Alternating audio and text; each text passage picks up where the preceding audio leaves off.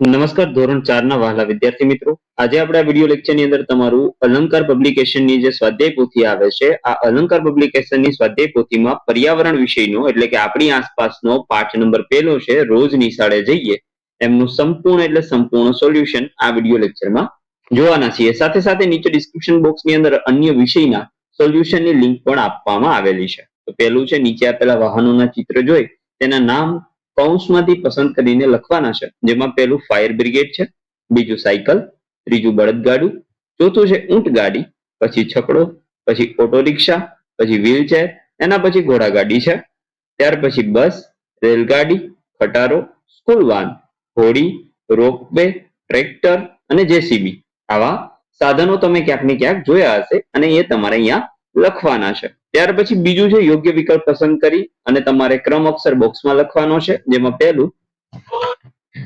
સિમેન્ટનો પુલ બનાવવા નીચેનામાંથી કઈ વસ્તુનો ઉપયોગ થતો નથી? તેમાં આવશે માટીનો ઉપયોગ થતો નથી. ત્યાર પછી બીજું છે બેટ દ્વારકા જવા માટે નીચેનામાંથી કયા વાહનનો ઉપયોગ થાય છે? તો બેટ દ્વારકા જવું હોય તો તમારે હોડી, પણ હવે તો ત્યાં પેલો દ્વારકાધીશ બ્રિજ બની ગયો તો એમના ઉપર થઈને પણ તમે જઈ શકો છો. ત્યાર પછી ત્રીજું છે નીચેનામાંથી કયા સ્થળે ચારો બાજુ રેતી જ રેતી જોવા મળે? તો એમાં આવશે રણ પ્રદેશમાં. ચોથું છે ગામડાની છોકરીઓ માટે શાળાએ જવા માટે કયું વાહન વધુ ઉપયોગી બને? તો રિક્ષા. નીચેનામાંથી કયો પુલ વધુ મજબૂત હોય છે? તો સિમેન્ટનો. છઠ્ઠું ગુજરાતના કયા જિલ્લામાં ઊંટગાડીનો વધુ ઉપયોગ થાય છે? તેમાં આવશે કચ્છમાં.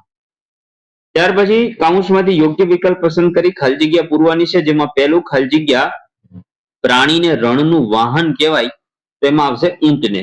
અમદાવાદ શહેરમાં બાળકો શાળામાં જવા આવવા માટે રિક્ષા વાહનનો ઉપયોગ કરે છે. ત્રીજું લાકડીયો પુલ અમદાવાદ શહેરમાં આવેલો છે. બળદગાડામાં 2 બળદનો ઉપયોગ થાય છે.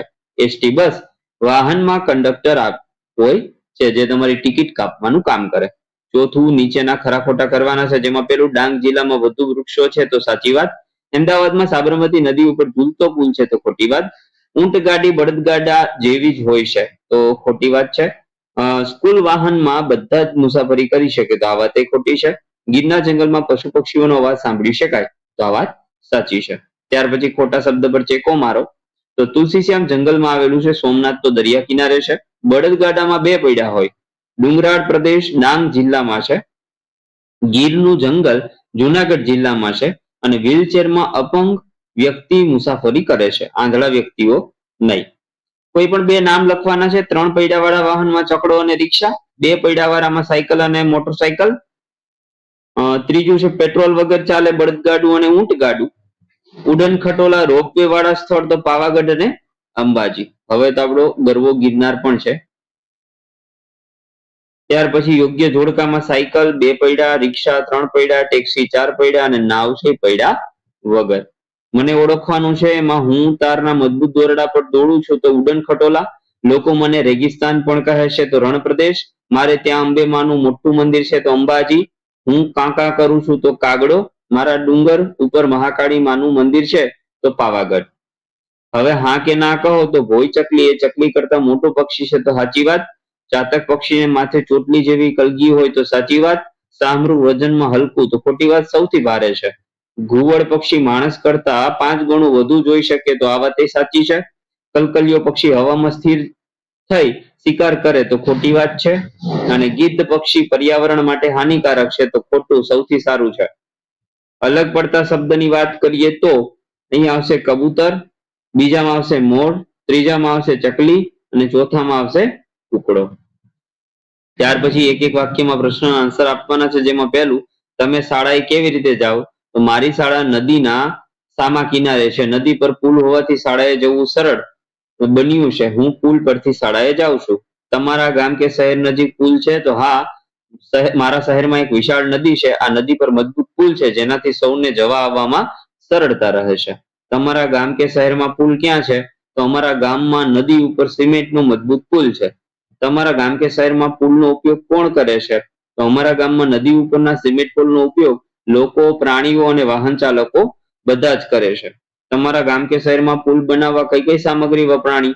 તો સિમેન્ટનો પુલ બનાવવા માટે અમારે લોખંડના સળિયા, કાળી કપચી, સિમેન્ટ, રેતી અને પાણીનો ઉપયોગ થયો છે.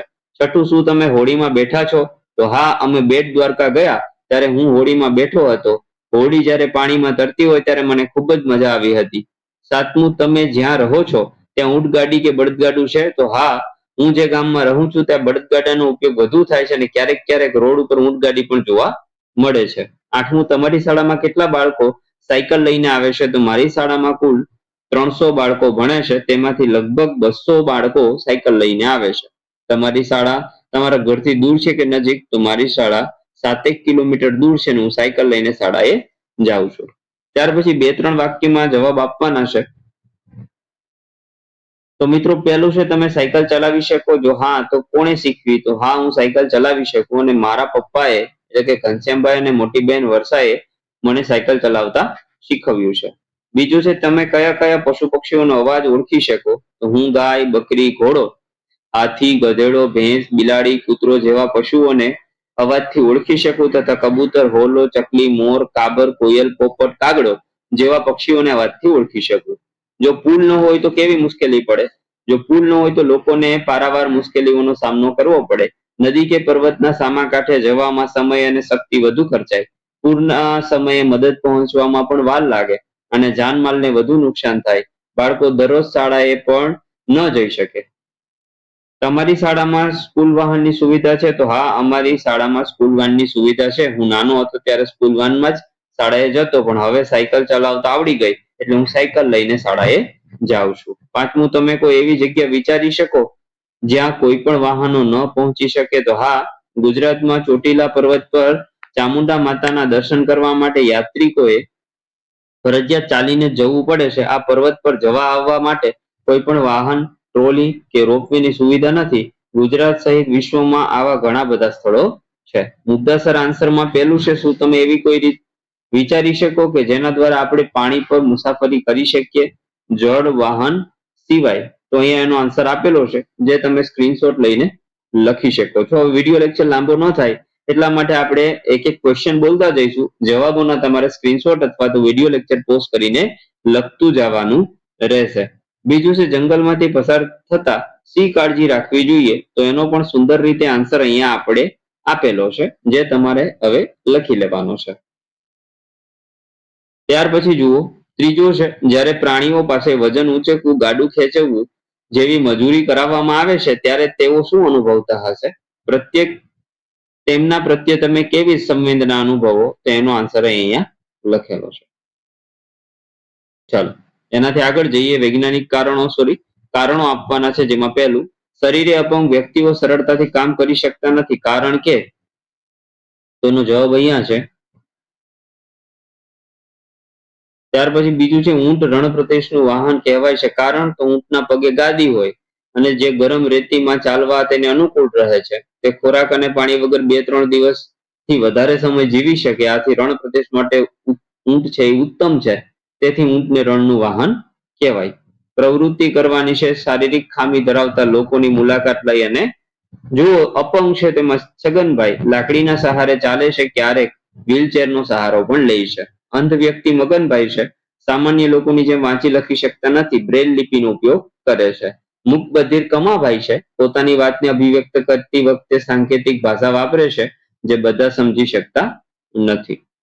નીચેના પક્ષીઓના અવાજની વાત કરીએ તો હોલો ઘૂ ઘૂ બોલે, મોર ટહુકા કરે, કબૂતર ઘૂ ઘૂ બોલે, ટીટોળી ટી ટી કરે, ત્યાર પછી કોયલ કુહુક ગાય, કાબરશી કલબલ કરે, ચકલી ચી ચી અને પોપટ કીક કીક કરે છે. તો મિત્રો, આ હતું સંપૂર્ણ એટલે સંપૂર્ણ આપણા પાઠનું સોલ્યુશન. ફરી મળીશું નેક્સ્ટ વિડીયો લેક્ચરમાં. ત્યાં સુધી આવજો. જય હિન્દ, જય ભારત.